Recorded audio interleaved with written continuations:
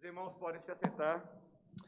Irmãos, vamos abrir a palavra de Deus nessa manhã, no livro de Apocalipse.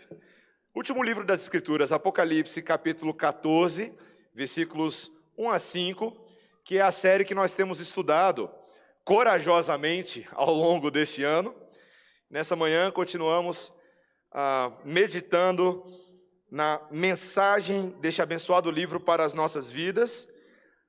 Peço a você que nesse momento acompanhe com atenção a leitura destes 5 versículos. Apocalipse capítulo 14, versículos 1 a 5, assim diz as Santas Escrituras.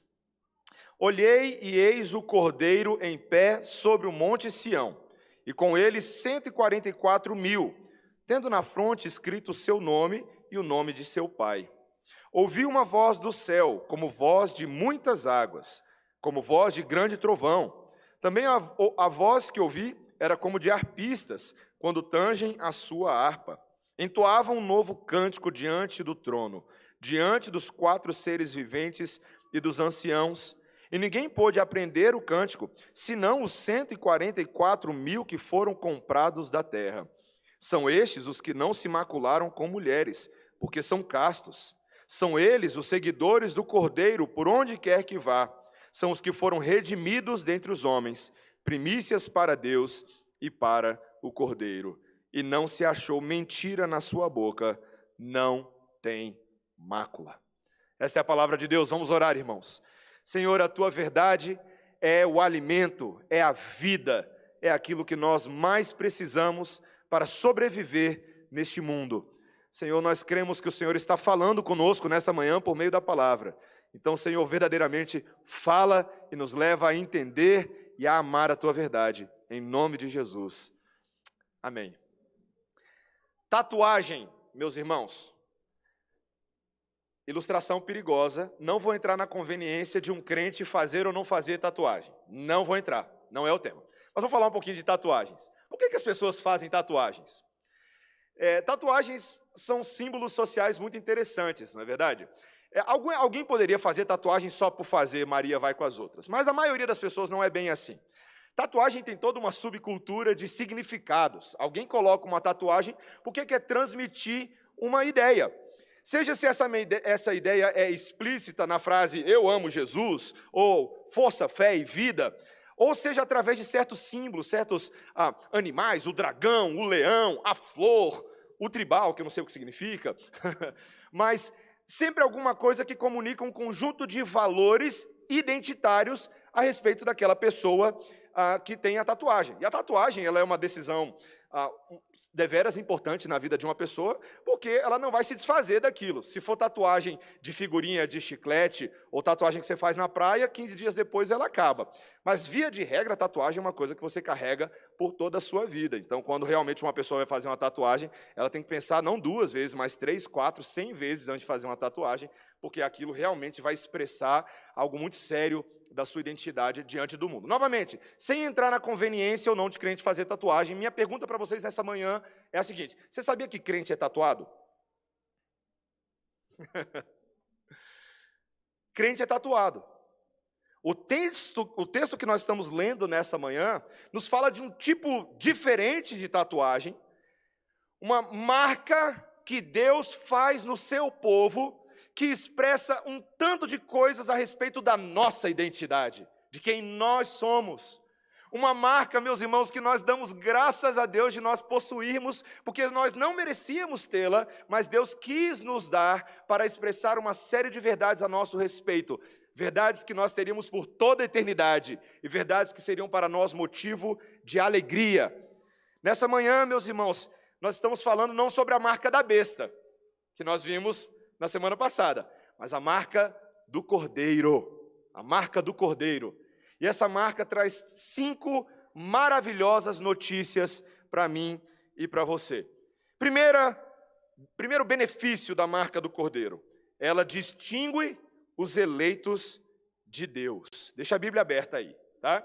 Vamos recapitular onde nós estamos. Capítulo 14 agora está marcando o fim de um novo ciclo de visões de João, que começou lá no capítulo 12, com aquela antecipação do nascimento de Cristo, a luta contra o dragão, a mulher que escapa e dá à luz ao bebê, que é a esperança das nações, e o vitorioso sobre a besta. Mas agora, no final ali do capítulo 13, nós estávamos marchando agora por dentro dessa história dos representantes de Satanás, da besta que emerge do mar, da besta que emerge da terra, das marcas que elas impõem sobre aqueles que não se sujeitam a Deus. Mas agora, meus irmãos, graças a Deus, o capítulo 14, sabendo que o 13 foi muito pesado, ele migra para a esperança. Ele migra agora para a recompensa final de fiéis que foram perseguidos, e de que essa besta, lá no capítulo 15, a gente vai ver, ela vai ter castigo, vai haver punição. É um movimento em direção à glória vitoriosa de Deus. E a primeira coisa que nós lemos no versículo 1, meus irmãos, veja, versículo 1, olhei e eis o Cordeiro.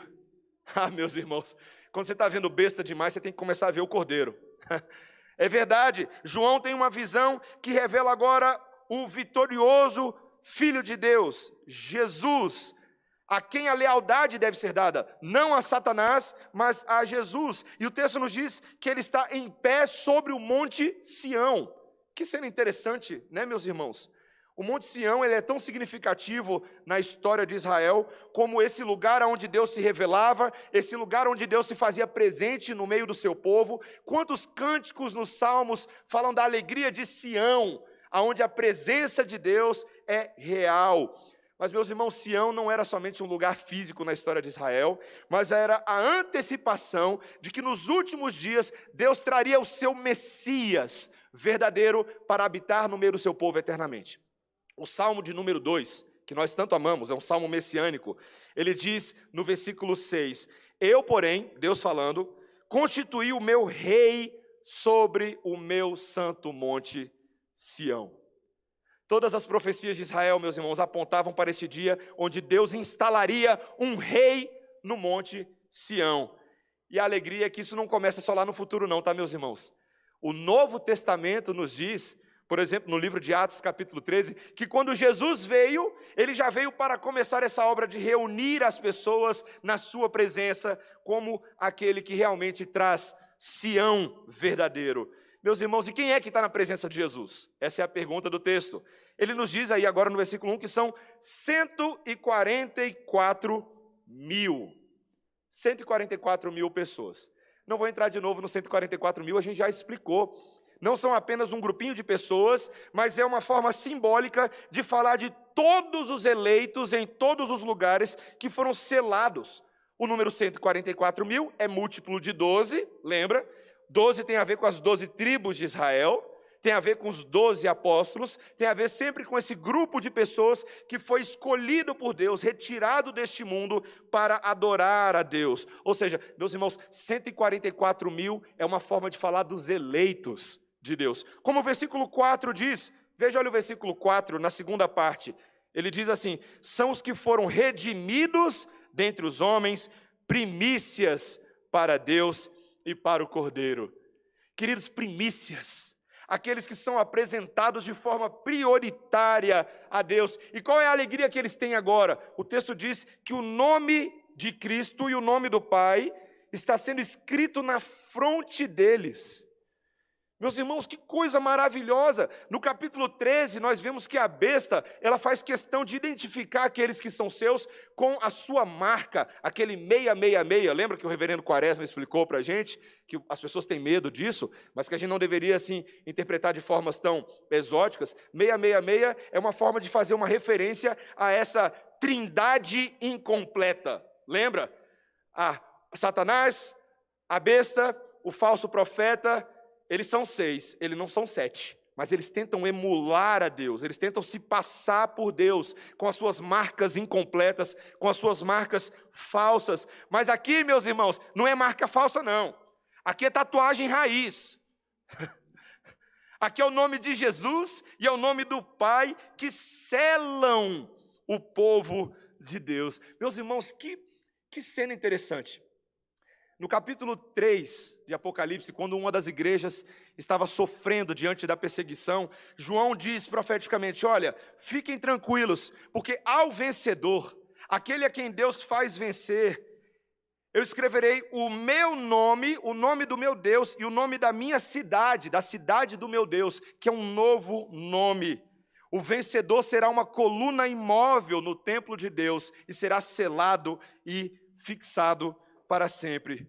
Meus irmãos, essa marca de ter o nome de Deus, de ter o nome do Filho de Deus em nós, é a nossa marca de proteção.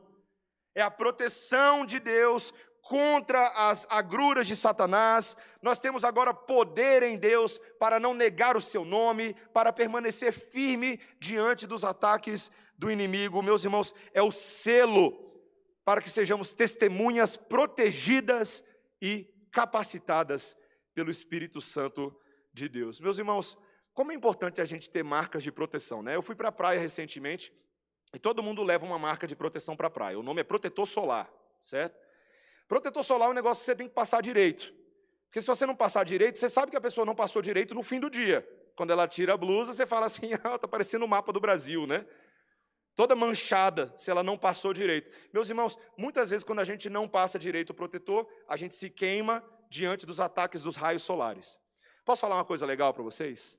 Nessa manhã, a minha alegria e a sua é saber que eu e você não fomos os que passaram o protetor solar de Deus. Foi Ele mesmo que passou na gente, para que nós não soframos diante dos raios solares desse mundo, de Satanás e das ideologias que tanto nos atacam.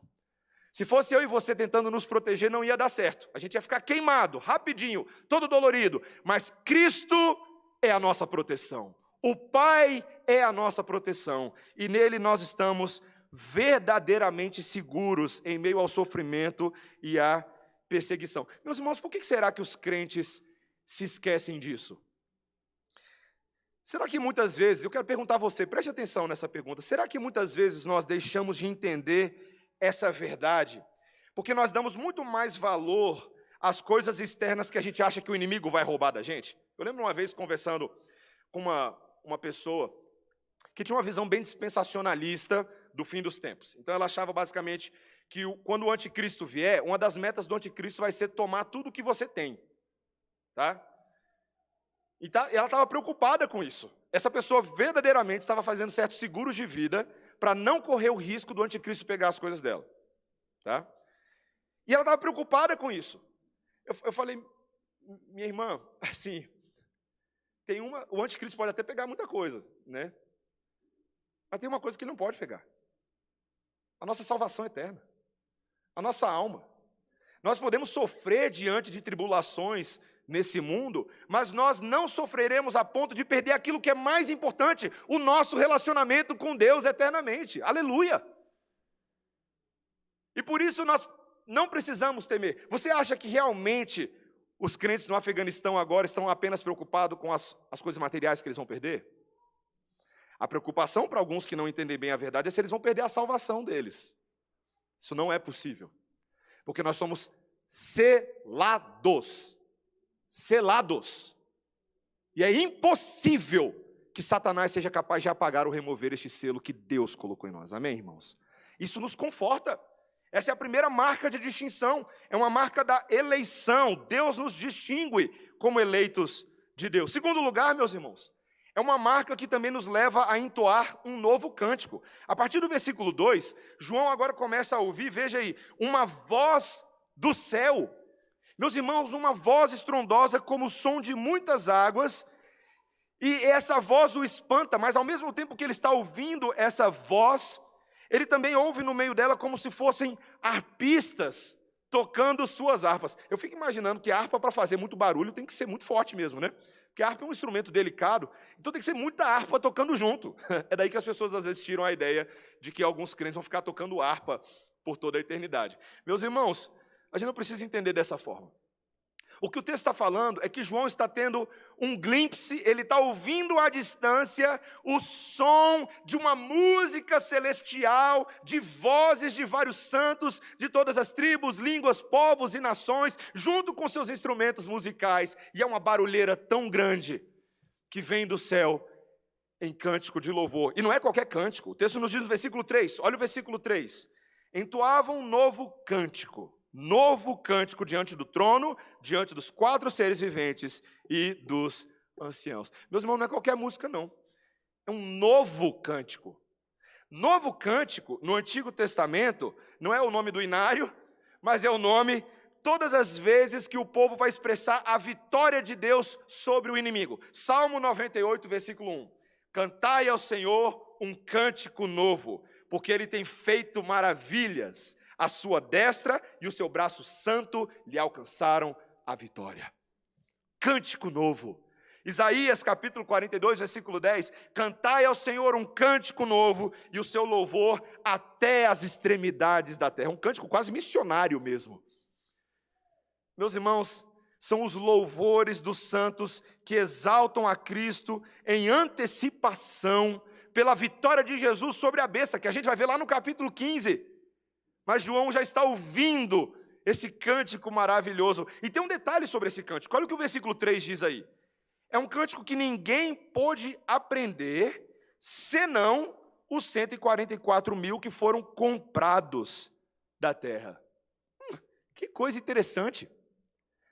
As únicas pessoas que estão cantando e se apossaram desse cântico são os eleitos. Os eleitos que receberam aquilo que ninguém mais experimentou, o preço de sangue que os resgatou da morte. Meus irmãos, eu estava lendo isso aqui, eu fiquei tão fascinado, que o texto está falando que até os próprios anjos não poderiam cantar, porque eles mesmos não foram alvo da expiação de Cristo. Você consegue imaginar o privilégio para um crente de poder cantar esse cântico novo? Imagina que vai ter uma audição para o coral / orquestra celestial. Tá? É o The Voice Gospel, Heavens, alguma coisa assim. E na hora de verificar, meu irmão, minha irmã, se você tem condições de entrar no coral especial, os critérios de avaliação, que você está pensando, se é coral celestial, tem que cantar pra caramba. Mas os critérios não são afinação, o critério não é técnica vocal. A pergunta é a seguinte: você foi lavado e remido pelo sangue do Cordeiro? Você foi salvo pela graça? Sim, sim. Então você está dentro. Está dentro. Essa é a sua partitura do novo Cântico do Cordeiro. Ensaio todo dia de 14 às 18 horas. Trata de aprender direitinho, porque você vai cantar isso por toda a eternidade.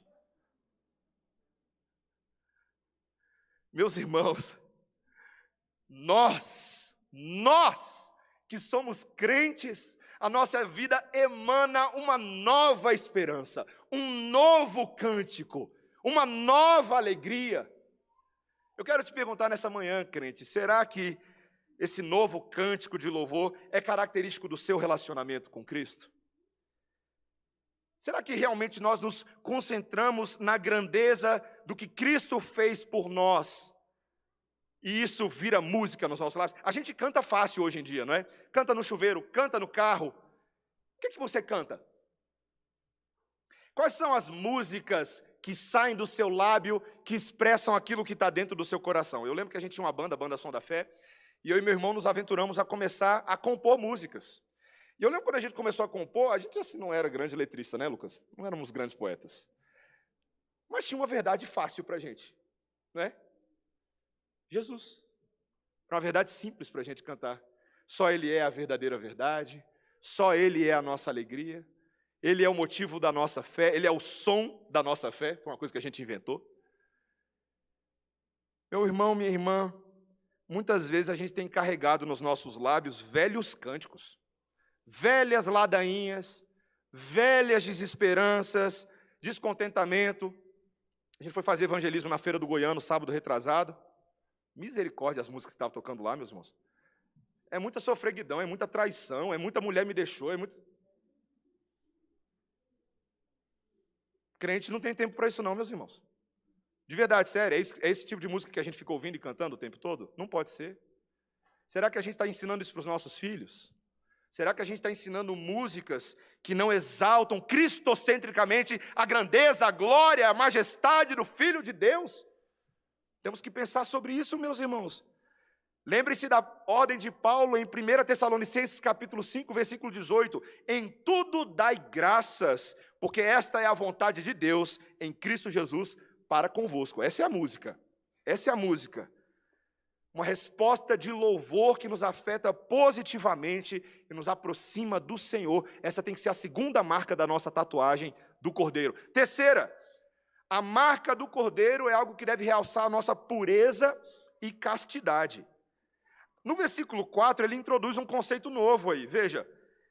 Ele diz agora que esses que têm a marca do Cordeiro são estes os que não se macularam com mulheres, porque são castos. Interessante, né? Quando você lê isso aqui, você tem a impressão, quando ele fala sobre castos, alguns comentaristas, historicamente, achavam que isso aqui se referia a um grupo seleto de cristãos que são especialmente santos em comparação com outros que são casados, sujeito casou, está contaminado pelo pecado, mas alguns decidiram não se casar, se mantiveram castos. E veja bem, ao longo da tradição da tradição cristã, principalmente no início, alguns de linha católico-romana foram por essa linha e encontraram nesse texto base para falar sobre o celibato de padres e sacerdotes. De que eles não deveriam se contaminar com o casamento, porque o casamento é aquilo que traz impureza, mas a castidade é mantida pela solteirice. Meus irmãos, isso não é bíblico. Não é bíblico.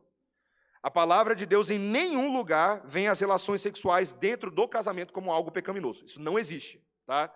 A gente tem que abominar essa ideia. Outro motivo para a gente não aceitar essa interpretação. Se os 144 mil aqui são, de fato, uma representação de todo o povo de Deus, então esse texto estaria falando que João está exigindo o celibato para toda a igreja, o que é altamente improvável. Meus irmãos, essa palavra casto, apesar de estar no masculino aqui, é apenas uma ilustração verdadeira, uma analogia de homens, muito provavelmente militares, que não tocavam em mulheres. Era uma analogia de exércitos naqueles dias. Não que os eleitos de Deus fossem apenas homens, interpretação errada, e principalmente homens judeus, como muitas linhas de testemunha de Jeová, muitas linhas dispensacionalistas, e também muitas linhas até muçulmanas e islâmicas vão por essa linha de que apenas os homens eleitos, guerreiros que morreram por Alá ou morreram por Deus, somente eles receberão salvação. Meus irmãos, nós discordamos disso profundamente, não é isso que a Bíblia diz. Castidade aqui é uma metáfora simbólica, como todo o livro de Apocalipse, dos verdadeiros santos que não se contaminaram nesse mundo, que não se desvirtuaram, mas permaneceram leais, como uma noiva pura, busca permanecer casta para o seu marido.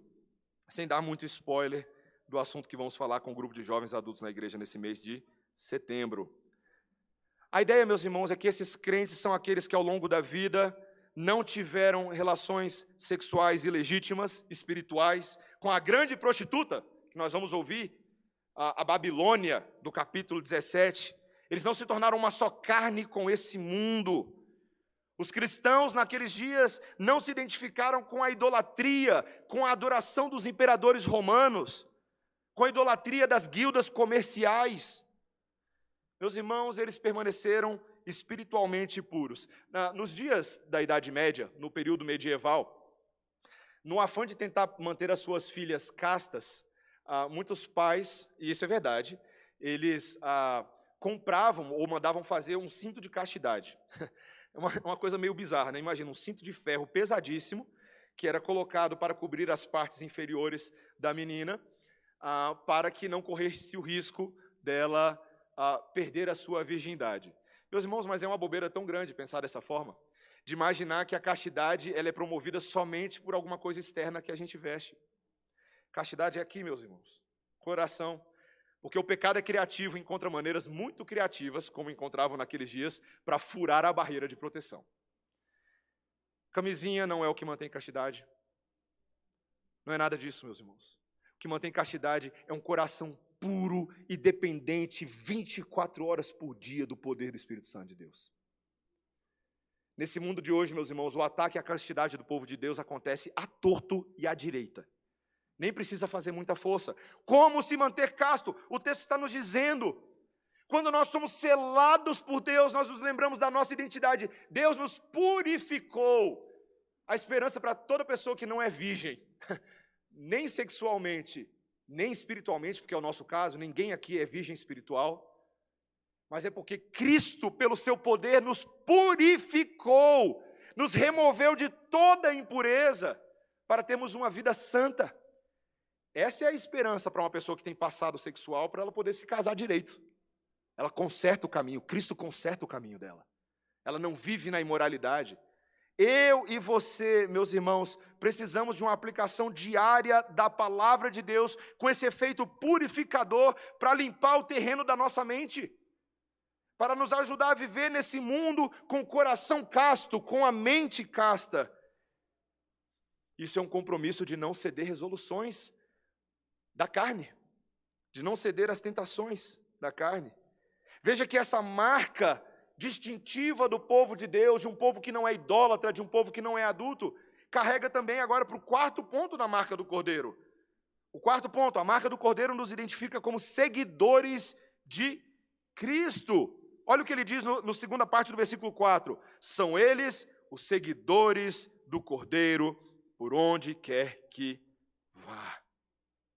Meus irmãos, eles são castos, porque eles seguem o Cordeiro aonde quer que vá. Veja, assim como o Cordeiro, presta atenção nisso, assim como Jesus ofereceu a sua vida em sacrifício em prol de uma causa maior, e ele viveu, vamos lembrar que Jesus fez tudo o que ele fez como um jovem, tá? Um jovem adulto.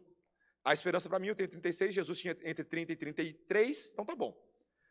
Jesus era um jovem. Quando eu penso que Jesus se manteve casto, puro e determinado como um jovem, eu penso a esperança. A esperança.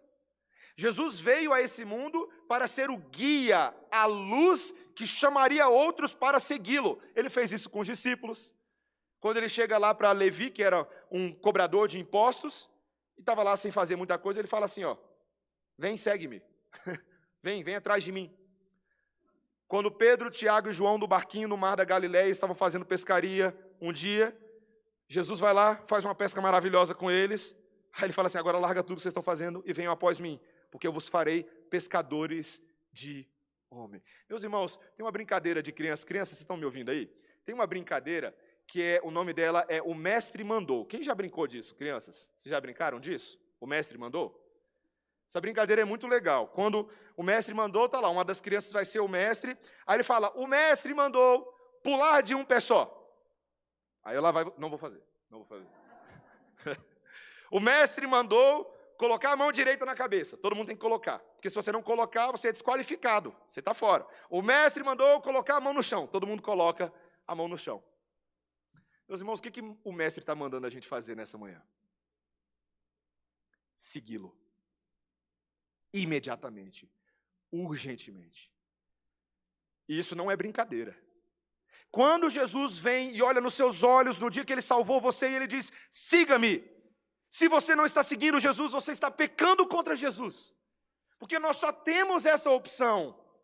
Nesse mundo existem tantas vozes que estão chamando a gente para seguir no Instagram, no Twitter, no Facebook, nas mídias, nas falsas notícias. Todo mundo falando, siga-me, é aqui que está a esperança. Para com isso, crente. A esperança está em Jesus. É a Ele que nós devemos seguir, é a sua palavra, é a sua verdade. E nada mais. Tanto crente perdido hoje em dia, meus irmãos. Nós devemos sim nos afastar do mundo e recusar a transgressão dos nossos valores. O custo é alto, os nossos irmãos afegãos estão passando por isso agora. Mas seguir o Cordeiro incondicionalmente por onde quer que ele vá é o nosso chamado. O caminho é estreito, é suado, sim, meus irmãos, às vezes tem gosto de sangue na boca, mas é a nossa vitória. Nós seremos identificados como o grupo de seguidores de Jesus, assim como os discípulos foram identificados dessa forma. Quem são aqueles ali que estão causando balbúrdia entre o povo? Aqueles ali são os seguidores do Nazareno. Que maravilha receber esse brasão, esse emblema, essa bandeira. Não tem bandeira, baluarte e coluna melhor do que esse, meus irmãos. Sermos seguidores de Cristo. Em último lugar, essa marca do Cordeiro é aquilo que nos firma na verdade santa, meus irmãos. Veja que a última coisa que ele diz no texto, veja comigo, versículo 5, e não se achou mentira na sua boca. Eles não têm mácula, não tem mentira. Meus irmãos, quem segue o Cordeiro passa a ser igual o Cordeiro. Isaías antecipou que o Cordeiro seria assim. Quando ele fala sobre o servo sofredor, lá em Isaías 53, no versículo 9, ele diz que o Messias, que seria morto pela mão dos ímpios, na boca dele não se achava mentira e não tem mácula, não tem injustiça, não tem dolo algum em sua boca. Olha que maravilhoso, João está dizendo agora que aquilo que foi dito a respeito do Cordeiro, do Messias, é dito a respeito do seu povo. Nós devemos ser um povo sem mentira na boca, sem mácula. Meus irmãos, existem tantas pessoas naqueles dias que diziam que eles eram judeus verdadeiros, mas não o são. Eles mentem, é o que o João falou em Apocalipse capítulo 3, versículo 9. Tinha muito falsos irmãos. Muita gente que dizia que era judeu, mas não cria no Deus verdadeiro, em Jesus. Nós, nessa manhã, somos chamados a não somente não mentir, meus irmãos. Veja, é claro que o texto está falando para a gente não contar mentira, tá? Não é para a gente contar mentira, isso é quebrar a palavra de Deus. Mas é especialmente vivermos uma vida íntegra, uma vida verdadeira, em que a nossa vida reflete a verdade de Deus. Meus irmãos, tem muita pressão da besta para a gente mentir nesse mundo.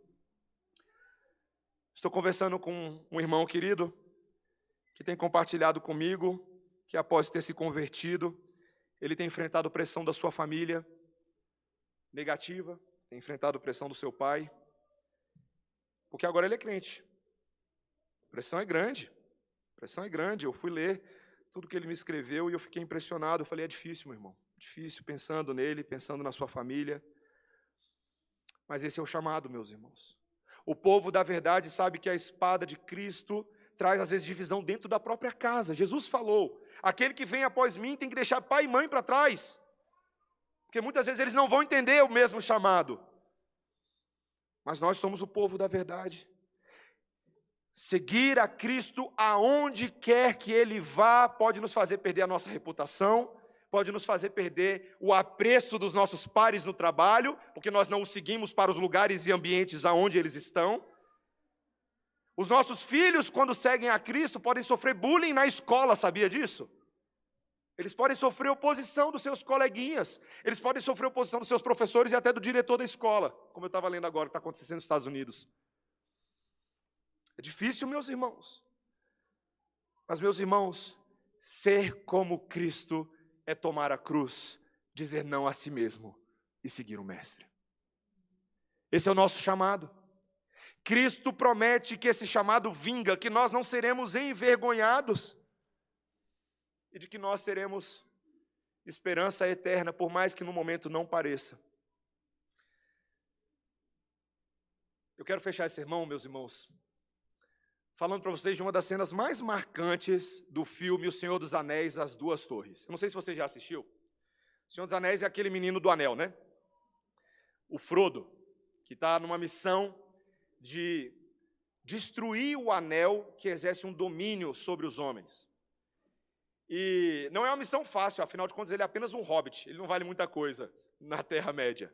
Mas ele tem um amigo, que é o Sam. E esse amigo é aquele amigo de verdade, que quando ele tenta largar o Sam não larga dele, agarra no calcanhar e vai com ele. Tem uma cena, um discurso no segundo filme da trilogia, em que o Frodo está realmente sentindo o peso de ser o portador desse anel, e ele ameaça entregar o jogo, fala, não dá mais. Mas o Sam, o amigo dele, vai lá para levantar o espírito, para continuar a jornada deles para Mordor, e o Sam diz o seguinte: é como nas grandes histórias, Senhor Frodo, as que realmente importam, cheias de escuridão, cheias de perigo, às vezes você não quer saber o fim. Por quê? Como o final poderia ser feliz? Como o mundo poderia voltar ao modo como era quando tantas coisas ruins haviam acontecido? Mas no final a gente percebe que é apenas uma coisa passageira essa sombra. Mesmo a escuridão deve passar, um novo dia virá. E quando o sol brilhar, ele resplandecerá mais claro. Essas foram as histórias que ficaram com você. Elas significaram algo, mesmo que você fosse muito pequeno para entender o porquê. Mas eu acho, Senhor Frodo, que agora eu entendo. Eu sei agora. As pessoas nessas histórias tiveram muitas chances de voltar atrás, só que não o fizeram. Elas continuaram porque estavam segurando em algo. O bem que há neste mundo, Senhor Frodo, pelo qual vale a pena lutar. Como um bom cristão, Tolkien escreveu uma boa história cristã. Existe um bem com B maiúsculo, meus irmãos, pelo qual vale a pena lutar. É um bem que redunda num sol que brilha muito mais forte do que todas as outras luzes desse mundo. Uma justiça muito superior, uma glória incomparável, que manteve o apóstolo Paulo de pé, quando ele disse, por isso nós não desanimamos. Porque mesmo que o nosso homem exterior se corrompa, o nosso homem interior é renovado de dia em dia, porque a nossa leve e momentânea tribulação produz para nós eterno peso de glória, acima de toda comparação, não atentando nós para as coisas que se veem, mas para as coisas que se não veem. Porque as coisas que se veem são temporais, mas as coisas que se não veem são eternas. Crente, qual é a sua tatuagem nessa manhã? Porque a tatuagem que Jesus está colocando em nós é uma tatuagem que nos distingue como eleitos e protegidos de Deus. É uma tatuagem que nos leva a entoar um novo cântico. É uma tatuagem que realça a pureza e a nossa castidade. É uma tatuagem que nos identifica como seguidores de Cristo. É uma tatuagem que nos faz o povo da verdade. Que o Senhor me ajude, a mim e a você, meus irmãos, a cumprirmos essa tatuagem. Talvez as do mundo possam não ser assim muito convenientes. Essa é inevitável. Que o Senhor nos ajude a expressar a verdade dela. Vamos orar, meus irmãos. Senhor, nós te agradecemos nesta manhã, porque o Senhor nos marcou para si mesmo. Outrora escravos do Egito, marcados pela marca de Faraó, o príncipe das trevas, o rei maligno deste mundo. Agora nós somos marcados com a marca do verdadeiro Rei. Cristo é o nosso Senhor e dele nós somos escravos libertos. Senhor, nós queremos te agradecer, porque não há honra maior do que seguir o Cordeiro por onde quer que ele vá. Senhor, nesta manhã o Mestre está mandando nós fazermos muitas coisas, alargarmos o velho homem e abraçarmos o modo de Jesus para a nossa família, para o nosso casamento, para a maneira como vivemos como cidadãos em todas as coisas. Senhor, ajuda-nos a termos coragem de fazer aquilo que é o certo. Cada um de nós tem sido incomodado pelo Espírito Santo em áreas da nossa vida, sobre como viver a marca do Cordeiro, e muitas vezes nós não temos feito isso. Senhor, nesta manhã, renova nossa esperança, porque nós somos teus eleitos. Dá-nos pureza, Senhor, dá-nos castidade, afasta os nossos olhos da maldade, da idolatria, da imoralidade. Senhor, leva-nos a um compromisso sério com o Senhor, de tal maneira que se o Mestre mandar, a gente faz. Em nome